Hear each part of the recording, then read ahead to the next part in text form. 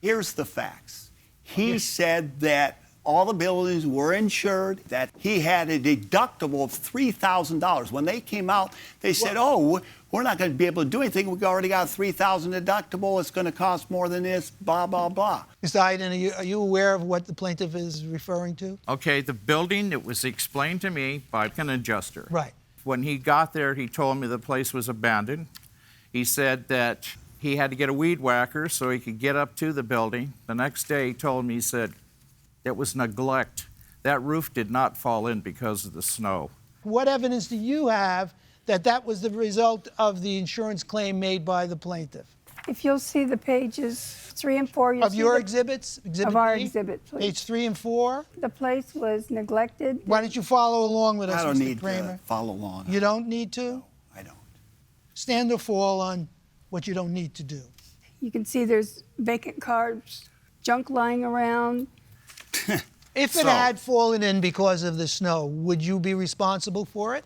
Yes, we would have. Yes, you would have. Yes. Under the insurance policy, all the buildings were covered except for when he has a chicken barn. It was a pig barn when we had it.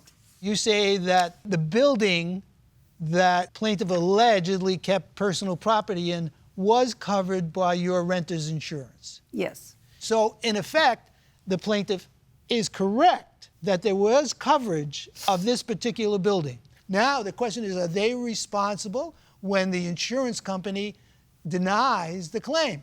That's the issue that we have to decide. Well, as it turns out, in the last moment of this excruciating effort to try and get the facts out, the defendants concede that the property was covered by a renter's insurance policy. But it was denied as a result of the insurance company taking the position that the plaintiff neglected the property. So the question for us is, should the plaintiff have sued the insurance company because they had an obligation to cover the property, or should the defendants be suing the insurance company in the event that we hold them liable on the basis of the plaintiff's claim? No, look, I think the issue is they may have had a renter's policy that covered the plaintiff. They had no obligation, contractually or legally, to have that policy. It is very clear in the contract for deed that the burden of maintaining the insurance was on the plaintiff. They did sign an addendum, as he pointed out, offering him the option to escrow hazard insurance, which does not cover personal property. Different, yeah. It's different.